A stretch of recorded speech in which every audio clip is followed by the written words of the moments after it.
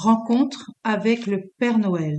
Texte de Myrtille Lalo. Illustration et mise en page de Gwenaëlle Renard. Nous étions le 24 décembre et toute la maisonnée préparait l'arrivée du Père Noël. Le sapin vert fut décoré de 1001 accessoires. La table se remplissait peu à peu de nourriture et les habitants venaient et revenaient autour de celle-ci pour enfin s'asseoir. L'ambiance semblait festive, les bougies scintillaient, la musique résonnait doucement et les enfants s'impatientaient. La météo dehors demeurait au rendez-vous, car il neigeait paisiblement. Les fenêtres se paraient bientôt de buée. Le feu de cheminée crépitait. La famille était composée d'une petite fille, de son frère cadet, ainsi que de 2 parents. Maman, comment le Père Noël peut venir si la cheminée est en feu? Demanda la petite fille. Ma chérie, regarde, il y a une autre dans la maison, répondit la mère en montrant celle de la chambre du bas. Réconfortée par ces paroles, la petite fille alla s'asseoir et commença à manger le dîner gourmand préparé par toute la famille. Chapon farci, crevettes en papillotes et purée de pommes de terre se trouvaient au rendez-vous. La fin du repas approchait.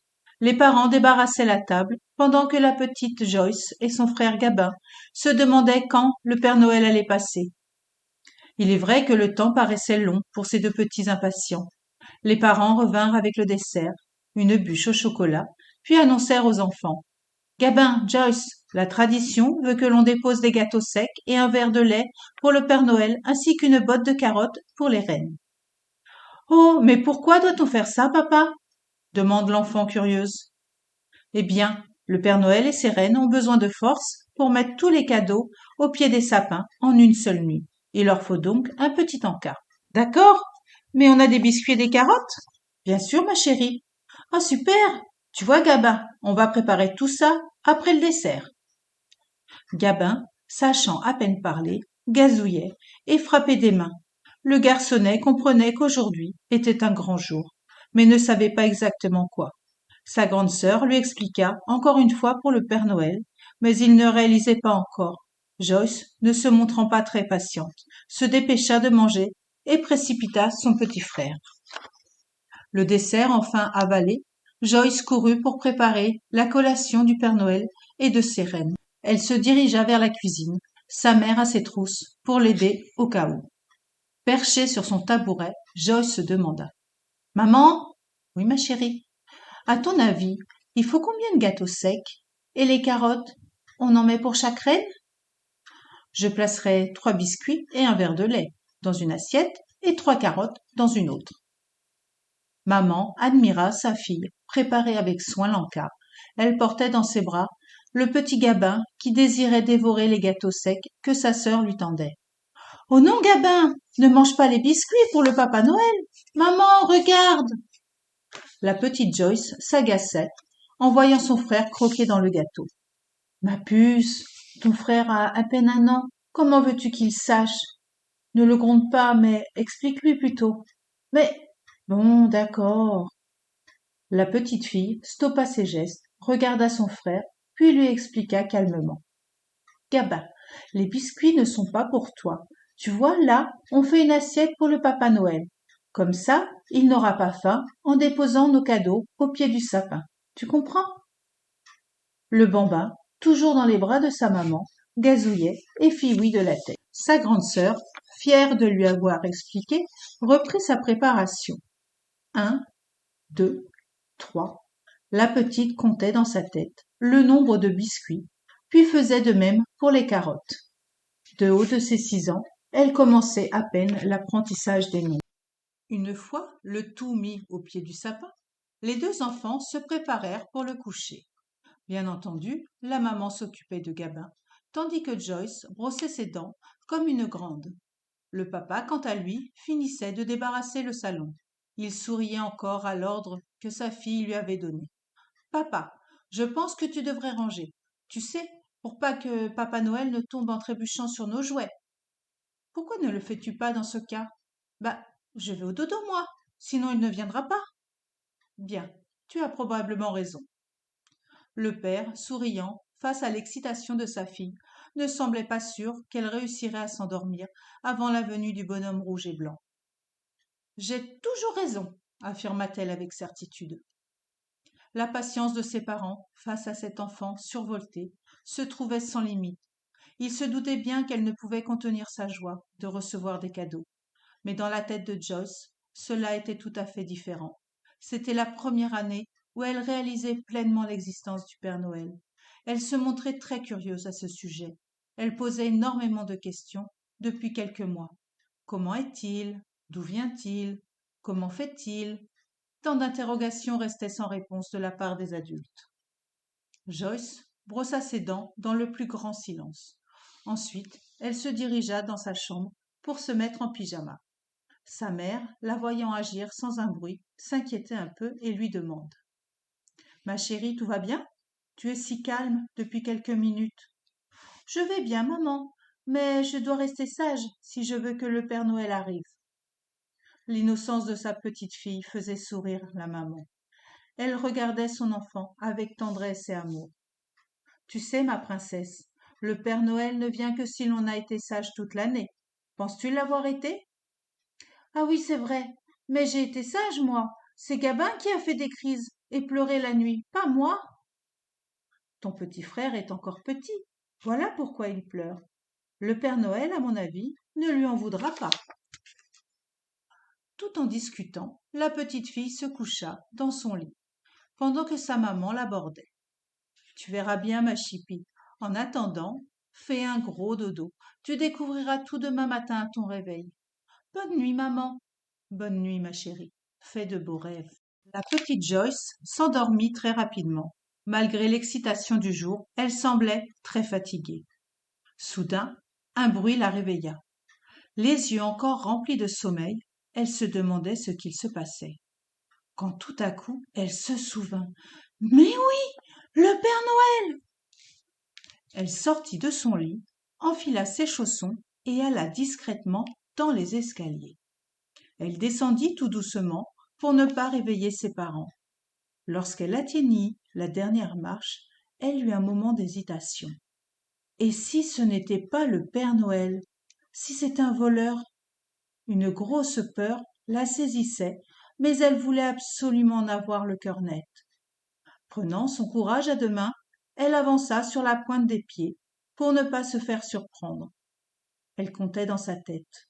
1, 2, 3, 4.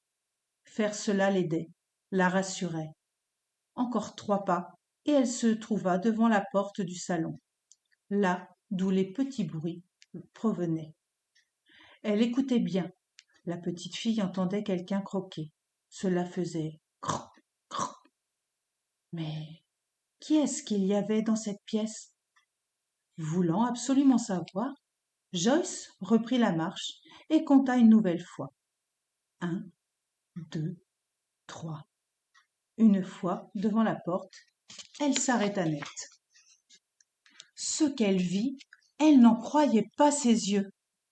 Elle les frotta encore et encore, mais le gros bonhomme rouge était bien là, sur la chaise à côté du sapin, en train de manger les biscuits. Elle leva sa jambe droite pour commencer à marcher, puis appela.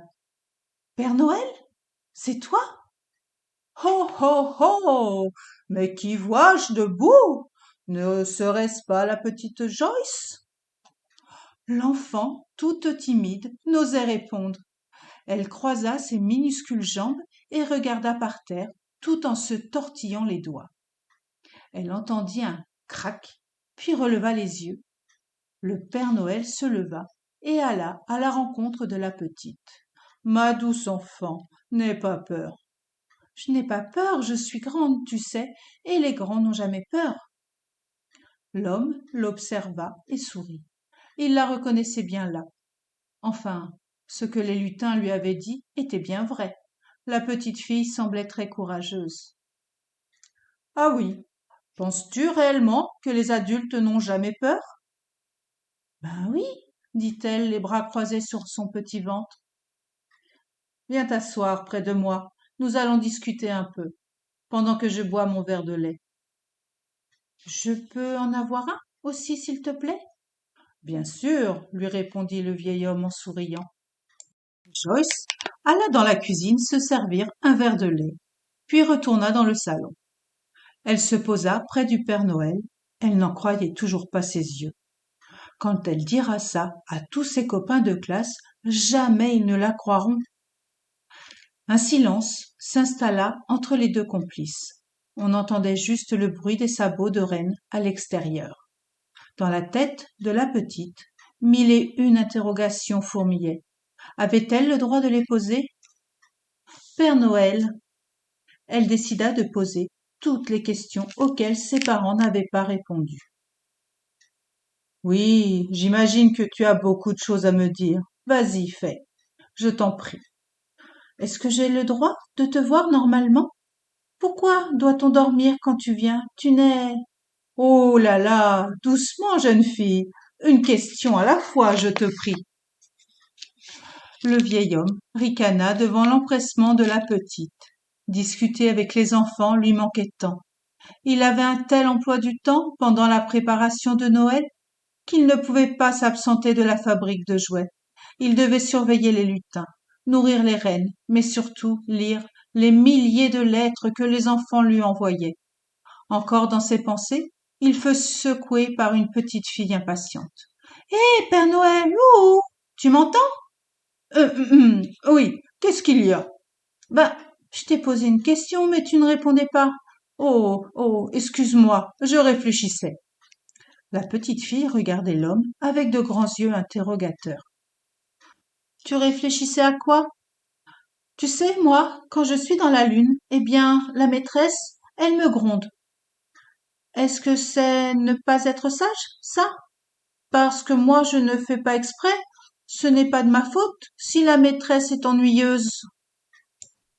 Alors, non, tu as le droit d'être un peu dans les nuages, mais attention à bien travailler à l'école, ma petite.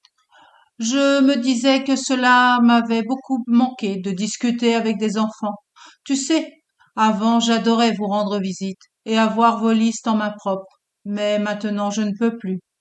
Ah bon? Pourquoi? Eh bien, vous êtes nombreux sur la planète et je ne peux pas me trouver à 2000 endroits en même temps. Puis, il faut que je surveille les lutins, sinon ils ne feraient que des farces. Pourquoi? Pourquoi quoi? Bah, pourquoi les lutins font des farces? Ils ne fabriquent pas les jouets? Oh, si, si, mais ils se montrent un peu blagueurs. Ils aiment rigoler, se batailler et adorent faire des plaisanteries. Ah, d'accord. Joyce réfléchissait. Si le Père Noël n'était pas au centre commercial, alors qui était-ce? Elle allait poser la question quand celui-ci lui répondit. Malheureusement, j'ai dû demander à mes cousins de se présenter à ma place pour les marchés de Noël ou apparitions dans les centres commerciaux. Mais maman me disait toujours que c'était toi. Elle m'a menti? En quelque sorte, je suis là. Sais-tu que je vous observe depuis le pôle Nord? La petite fille fit de grands yeux ronds. Elle paraissait choquée par cette révélation. Je ne comprends pas. Eh bien, grâce à la magie, quand je pense à l'un d'entre vous en particulier, je vous vois au moment même. Comment est-ce possible? La magie de Noël. En tant que Père Noël, j'ai des pouvoirs qui me permettent de vous observer, mais aussi de voler dans le ciel avec mes reines. Une partie de ces interrogations fut comblée en une seule phrase. La petite était ravie qu'il lui révèle ses secrets. Père Noël, tu ne vas pas être en retard? Tu désires un autre biscuit? Ho, ho, ho. Ne t'inquiète pas, je ne suis jamais en retard. Non, ça ira, ma petite, mais dis-moi, tu n'as pas sommeil? Oh non, je veux encore discuter avec toi. Bien, bien. Que souhaites-tu savoir? Tu distribuais des cadeaux à tous les enfants, même ceux qui n'ont pas été sages? Et ceux qui n'ont pas de cheminée et... Doucement, doucement, dit le Père Noël en rigolant. Pardon, ce n'est rien. Alors, dis-moi, quelle question veux-tu réellement me poser? La petite Joyce réfléchissait, ferma fort ses yeux et cherchait encore et encore quelle question était la plus importante. Mais pour elle, elles l'étaient toutes. Après un long moment de réflexion, elle en choisit une. Comment tu fais pour les enfants qui n'ont pas de maison? Le vieil homme fut surpris par cette question. Il ne s'attendait pas à ça. La petite Joyce se montrait très curieuse, mais aussi très sensible aux autres. Un trait de caractère peu commun. Bien, comment te l'expliquer? Dans leurs lettres, les enfants m'apprennent où ils seront pour le 24 décembre. En général, je retrouve assez bien leur emplacement et je glisse un présent près d'eux quand ils dorment. Mais sais-tu ce qu'ils mettent sur leur liste la plupart du temps? La petite fille fit non de la tête, écoutant attentivement le Père Noël. Il me demande de leur trouver un nouveau domicile. Il arrive parfois que j'y parvienne, mais à d'autres moments, cela nécessite plus de temps.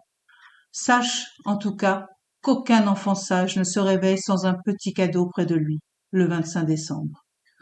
Oh, tu arrives à fabriquer des maisons? Le vieil homme était attendri par l'attitude de la petite fille. Elle avait vraiment envie de tout connaître.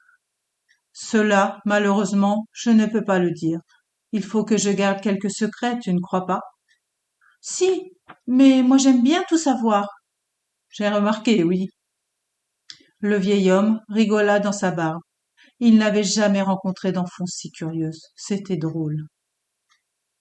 Que dirais-tu de rencontrer mes reines? Tu pourras leur donner un encas.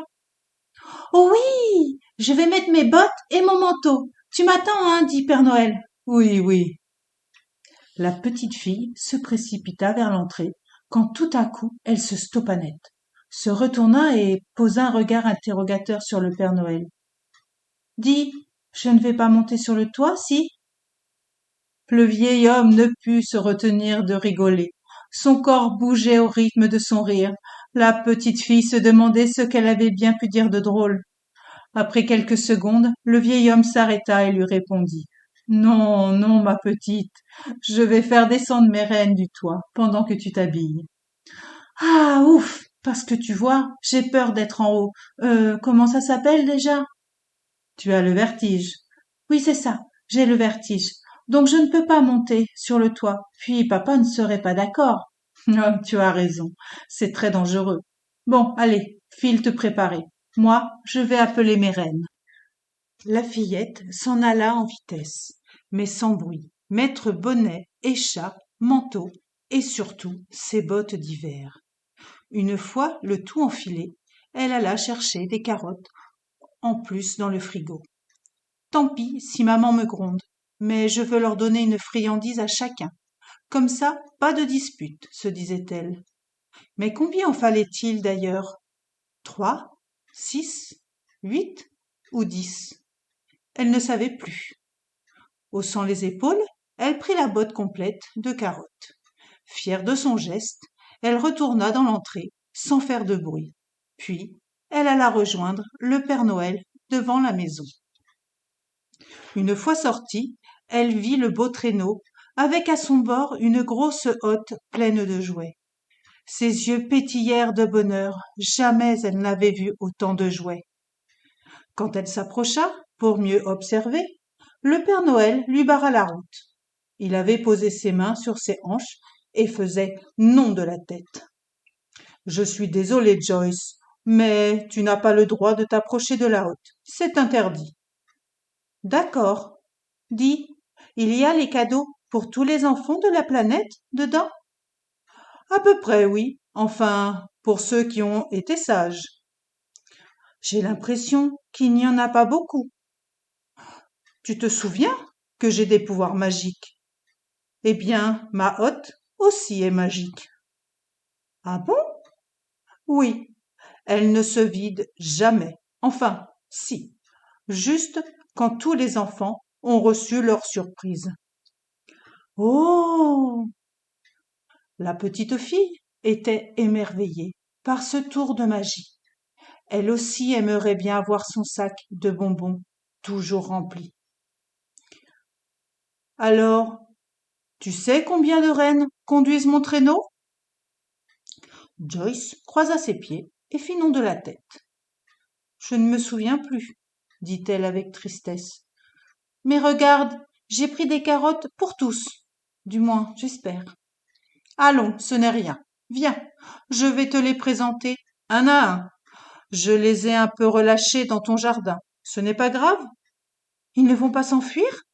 Non, ils savent qu'ils me sont précieux. Puis, je ne pense pas qu'ils partiront à la vue d'un carrosse, dit le Père Noël en rigolant. Tout en discutant, le vieil homme et la petite fille s'approchèrent du premier renne. Voici Tornade. C'est une fille très rapide. Elle motive les autres rennes.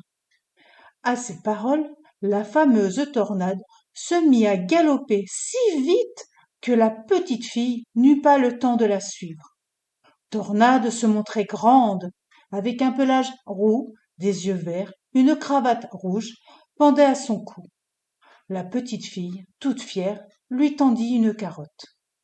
Tornade la prit entre ses dents et la mangea. Danse! Danseuse était de taille moyenne, avec un pelage couleur chocolat, d'où ressortait un magnifique col vert et des yeux bleus. Celle-ci lui donna une carotte. Danseuse l'avala tout rond. Viens, laisse-moi te présenter Fringant. Fringant arriva tout en remuant son derrière, comme s'il défilait. Il avait la tête fière, son pelage gris perle faisait ressortir ses yeux noirs, son joli collier en or brillait de mille feux. À la fin, il vint à côté de Joyce. « Ah, toi aussi tu veux une carotte ?» dit la petite fille en rigolant. Celle-ci donna une carotte. « Voici Furie. Elle a beaucoup d'énergie et de force. » Furie était de couleur crème, avec de jolis yeux marrons. Un ruban noir se trouvait à son cou. À ces paroles, Furie bondit dans tous les sens. Après, elle alla à la rencontre de la petite fille, lui poussa la main et réclama une carotte. La petite fille lui tendit en rigolant. « Ah, mais voilà Comète. Il disperse de la joie au-dessus de chaque maison. » À ces mots, Comète se mit à virevolter. Il était mince, son pelage semblait orange comme ses yeux. À son cou pendait un pendentif en forme d'étoile retenu par un collier rouge. Comète s'approcha d'elle et elle lui tendit une carotte. « Dis donc, vous êtes tous des gourmands !» Voici Cupidon. Quand il sillonne le ciel, une vague d'amour se répand sur les maisons. À ces mots, Cupidon se mit à courir, sauter, voler. Il semblait légèrement différent des autres rennes. Ses bois étaient en forme de cœur, ainsi que son pelage au niveau de son cou. Il avait des poils roses et des yeux bleus. Il portait un collier en forme de cœur. À la fin de sa démonstration, Cupidon poussa la main de la petite fille. Elle lui donna une carotte. « Voilà Tonnerre, c'est le mâle le plus fort. » À ces mots, Tonnerre se mit à courir plus vite, plus fort. Il était tout en gris foncé, sauf ses bois qui semblaient noirs. Ses yeux et son collier formaient la même teinte grise. Là, Éclair, elle apporte de la lumière. Éclair se mit à sauter, virevolter. Sur son passage, de la lumière jaillit. Elle était jaune, des pieds à la tête. Même ses yeux l'étaient.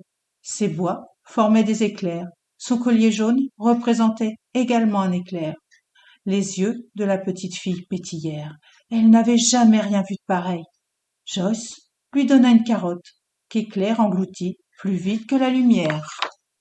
« Mais, Père Noël, il ne me reste qu'une seule carotte. »« Ça tombe bien, il ne reste qu'un dernier renne. »« Oh, mais où est-il? Je ne le vois pas. »« Il est très timide. Tu connais son nom normalement. Tous les enfants ne parlent que de lui. » La petite fille se mit à réfléchir. Elle gratta son bonnet.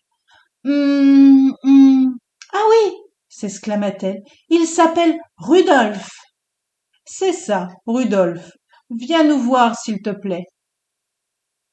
Le petit renne s'approcha, pas hésitant. C'était le dernier de la troupe. Il semblait tout jeune, il se montrait tout petit, avec de grands yeux bleus et un pelage marron clair. Son nez, de couleur rouge, se trouvait un peu plus gros que les autres. À son cou, un magnifique collier de grelots y pendait. À sa vue, Joyce émit un grand «Oh!». Oui, comme tu peux le voir, Rudolph a la particularité d'avoir le nez rouge. Il s'éclaire quand la neige tombe, ou bien le brouillard. Il est très beau, Rudolph. Tu ne me fais pas de démonstration? Demanda la petite fille. Le jeune renne, très intimidé, n'osait esquisser le moindre geste. Pour l'encourager, Joyce se mit à sauter, courir dans tous les sens. Après une bonne minute, Rudolph la rejoignit, faisant briller son bonnet rouge. Une complicité s'installa entre la petite fille et le jeune renne. Ils virevoltèrent, sautèrent, coururent ensemble dans tout le jardin. Au bout de 5 minutes, la petite fille s'essouffla. Elle prit Rudolph dans ses bras. Elle lui tendit la dernière carotte. Elle se retourna et alla voir le vieil homme qui patientait à côté du traîneau. « Merci de m'avoir présenté toutes tes reines. Jamais je n'oublierai ce moment. »« Mais de rien. Tu n'as pas froid ?»« Oh non, courir avec Rudolph m'a réchauffé. Dis, je peux faire un câlin à toutes tes reines ?»« Bien sûr. Va, je t'attends ici. » Joyce appela tous les reines et leur fit un câlin. Les 9 reines entouraient la petite fille qui semblait aux anges. Oh, merci d'aider le Père Noël. Merci pour tous les enfants du monde. Je vous aime très fort. Je ne vous oublierai jamais. Elle fit un petit bisou à chacun et repartit en direction de sa maison. Le Père Noël l'y attendait avec patience. Voilà, ma petite Joyce, tu as fait la rencontre de mes reines. Je t'ai révélé quelques secrets. Il est temps pour toi d'aller te recoucher maintenant. Sinon, je ne pourrai pas accomplir mon travail. Est-ce que je serai punie parce que je me suis levée en pleine nuit? Non, tu ne risques rien. Allez, va maintenant. La petite fille entoura de ses bras le Père Noël et lui fit un gros câlin. Je t'aime, Père Noël. Fais attention à toi et tes reines. Le Père Noël lui fit un bisou sur la joue et la poussa vers la porte. Joyce entra dans sa maison, heureuse d'avoir fait la rencontre du Père Noël. Elle monta les escaliers et alla se coucher. Au réveil, la petite fille semblait toute déboussolée. Elle avait fait un rêve tellement réaliste. Il fallait qu'elle raconte tout ça à ses parents. Mais avant, elle vérifia si le Père Noël avait déposé ses cadeaux. Elle vit, au pied du sapin, une montagne de présents, mais aussi une petite enveloppe sur la chaise, à côté du verre de lait. Elle reconnaissait son prénom, inscrit dessus. Elle se précipita de l'ouvrir, et ce qu'elle vit la mit en joie. C'était une lettre du Père Noël. Il lui avait écrit un petit mot. Mais alors, avait-elle rêvé cette nuit? Joyce courut dans les escaliers et alla réveiller ses parents.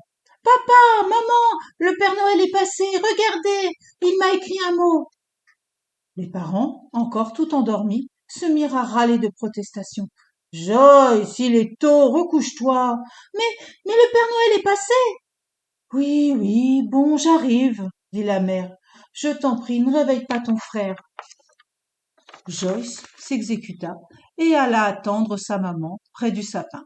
Elle tenait fort le courrier dans sa main. Après quelques minutes, la maman descendit et vit sa fille patienter sagement. Un sourire traversa son visage. Elle se montrait fière de sa petite fille. Bien qu'elle l'ait réveillée, elle se montrait tout de même patiente. « Alors, explique-moi, ma chérie, que se passe-t-il?